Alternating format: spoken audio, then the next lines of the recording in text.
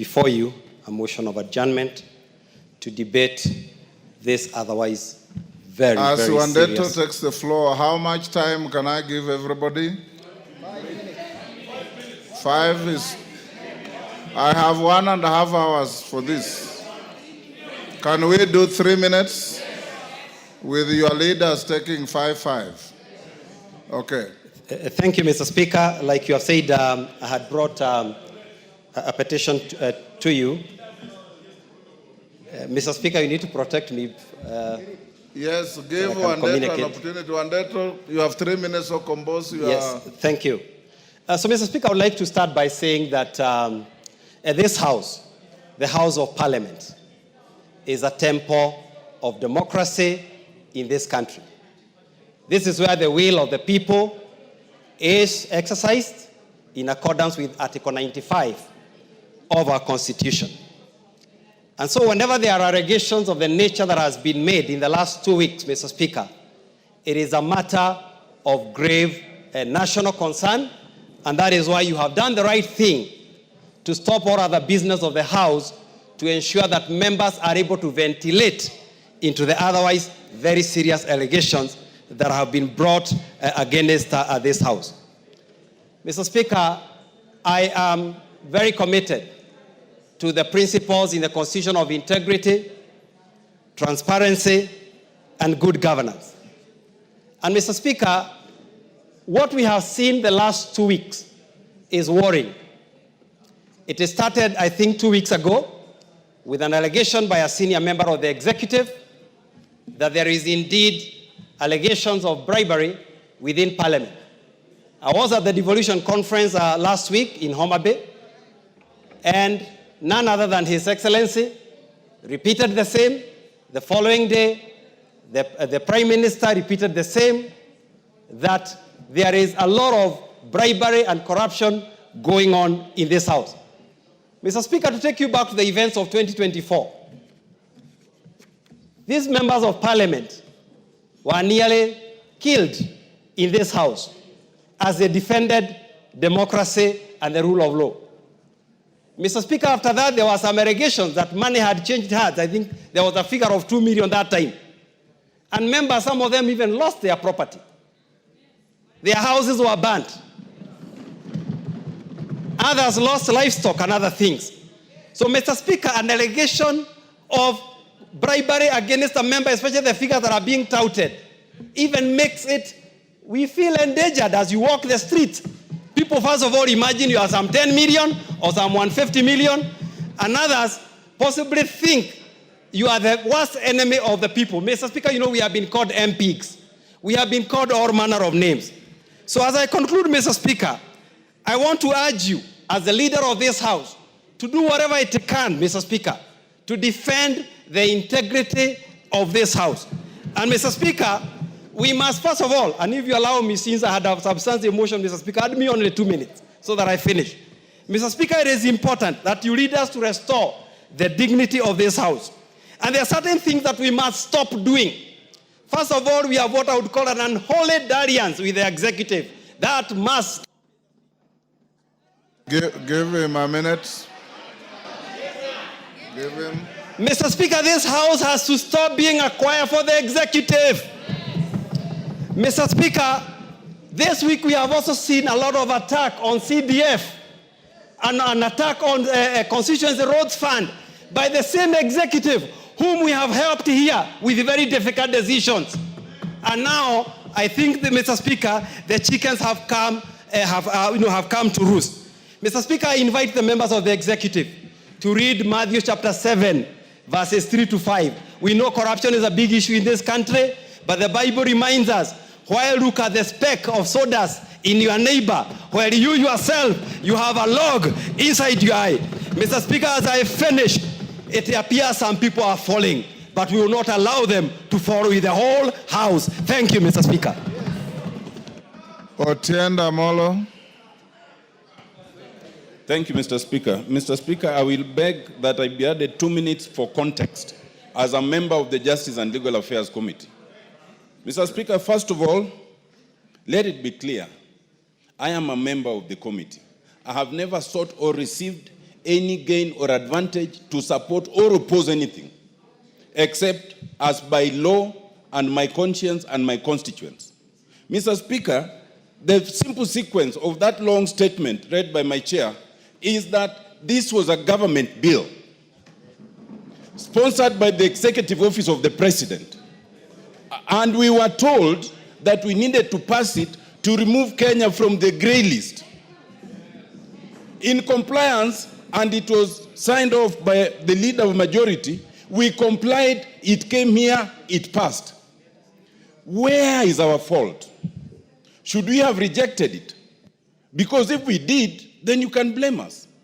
Mr. Speaker, if that passage of the act and the amendment was procured by any corruption, then that corruption can only come from the Executive Office of the President.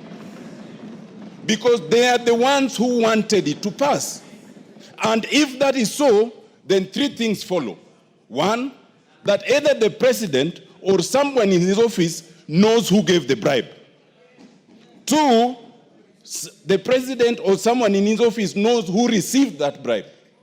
And three, they know why it was given, because obviously it could not have been for passage. It's even more annoying that it is alleged that some 10 million was given. Do you know 10 million to give the members, that's 28,000. So it's being alleged that members of this house are cheap as 28,000 to pass a law. It's even more annoying. Mr. Speaker, some of us have reputations and careers beyond this house. So when you attend a forum where for the first time in a PG, live TV has been invited, and then you are being accused of that kind of thing, it is so insulting, it is so demeaning, it is so unfortunate. Mr. Speaker, I want to say this, that even if there was such a supposition by the President, Standing Order 42 gives him the opportunity to write to you a special message, which then you can table and we can inquire into it, not to be paraded and demeaning as if we are criminals. Now, the way forward, Mr. Speaker, I want to suggest that our only way forward, you see, in this house, we cannot discuss people adversely because Standing Order 83 all the way to 107 restrict our discussion. But for us, unfortunately, no one protects us out there. All sorts of allegations are made against you and you must just sit and listen. Our only ventilation is Standing Order 191.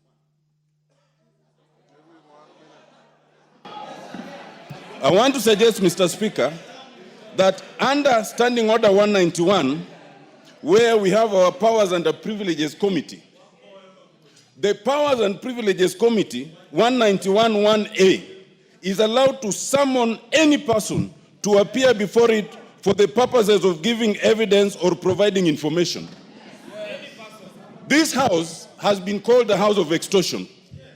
This house has been called a corrupt house.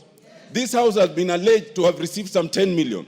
My suggestion, Mr. Speaker, authorize the Powers and Privileges Committee to summon the President, or if not the President, then the head of public service and the secretary to the cabinet to come and tell us about these allegations, because we don't know how to protect ourselves out there. I so submit, Mr. Speaker.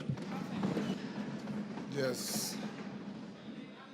Dr. Bukose.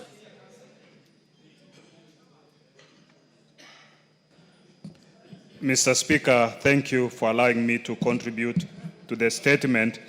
Remember, by the leader, you have 2 minutes. By the chair, Chailak. Honorable Speaker, it is a very embarrassing situation when the head of state stands and accuses this house, and specifically referring to the committee. It's not acceptable. I think, and it should, if there was any issue, should have been able to have us as members of parliament and discuss this issue. To me, I suppose that most likely the head of state might have been lied by whoever took the information to him that that person took 10 million to the Chailak. Yeah. Those are his views. Just listen to each other. If 10 million was given, then the person who gave the 10 million must state very clearly whom did he give the 10 million. Yeah? That person must state very clearly, because it seems that person should be able to account for the 10 million. Where did you take the 10 million? Yeah? And most likely, and to who? Because when the bill came to the House, and it was presented by JLAC, we were told this is one of the requirements and a precondition for IMF. And we passed. So, to be accused later on of having taken money, and it seems money exchanged hands, the 10 million must have changed hands. So where did that 10 million come from, and where did it go? And why? Because any bill that comes here and is a government bill is sponsored by majority, and more often, because we now have a bipartisan kind of agreement within this House, under the broad-based government, we've always supported all the bills that the government brings. Therefore, this must be investigated, and the truth must be unearthed so that all of us can be cleaned. Because when we go out there, people are looking at us as thieves, as extortionists, and that is not right. We have reputations to protect, we have families to look at us, and we have friends who should not be suspicious of our activities. Thank you, Honorable Speaker. Zamzam.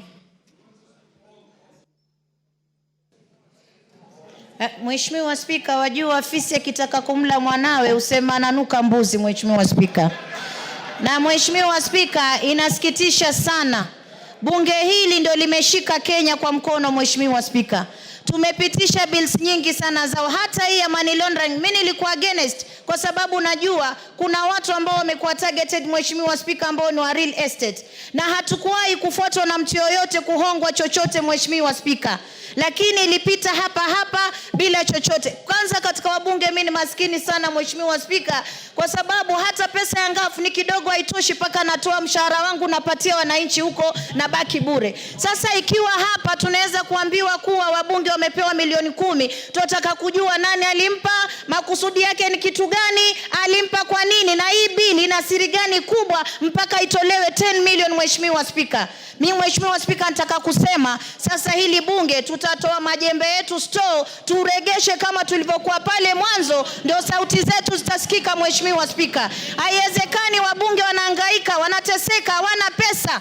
Alafu hata hii mambo ya CDF, mimi sijui kwa nini hapa tuliwapa county government 485 billion, Mheshimiwa Spika. Sijui kwa nini haiwatoshi, wanakimbilia 54 billion ya hili bunge, Mheshimiwa Spika, wakati hatuoni kazi zao kule mashinani. Sisi tunasema bunge hili litasimama, na ikibidi wanataka tutoe devolution, basi tutaitoa devolution ibaki kama ilivyokuwa zamani, kwa sababu wanabunge hawezi kuwanyanyaswa kiasi hichi, Mheshimiwa Spika, mpaka kwenye televisheni wanaitwa wezi, wanaitwa extortionist, wakati ambapo mimi mama Mombasa najiangalia sina chochote, Mheshimiwa Spika. Hata ukienda kuangalia accounts zangu wenyewe watashangaa. Leo Mombasa nikaambiwe mama Zamzam, nyinyi ndio mmeiba pesa, nyinyi ndio extortionist, nyinyi ndio nini. Siwezi kubali, Mheshimiwa Spika. Kama mtu anataka kwenda chini na sisi, mimi nitaenda naye chini. Asante sana, Mheshimiwa Spika. Musa Sirma.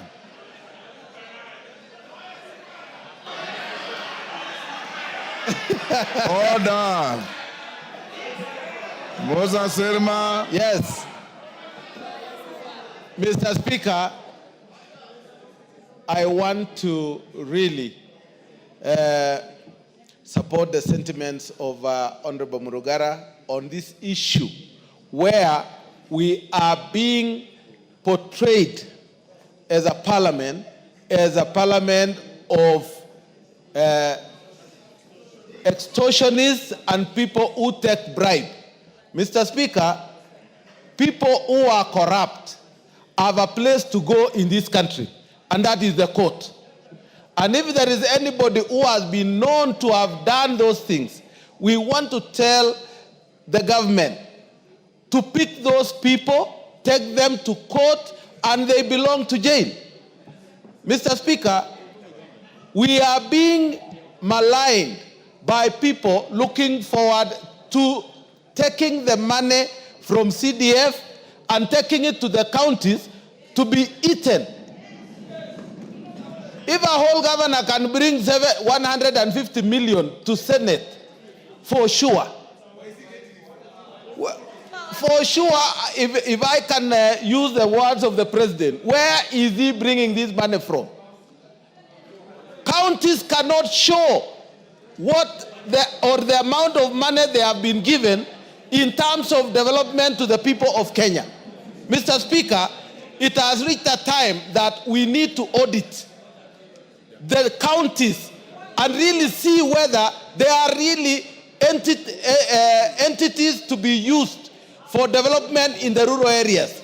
Mr. Speaker, if I can remember, because I was in the Bomas, the constitution actually which we passed and which was brought by the people is not what we are having now.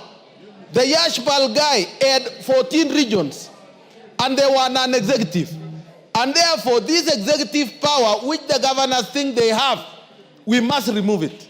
It is time that we talk to the people and let them be given development directly. Mr. Speaker, I beg to differ with all what has been said about this parliament, and we want the people who have done this thing to go down and be taken to court. Thank you, Mr. Speaker. Robert Mbui.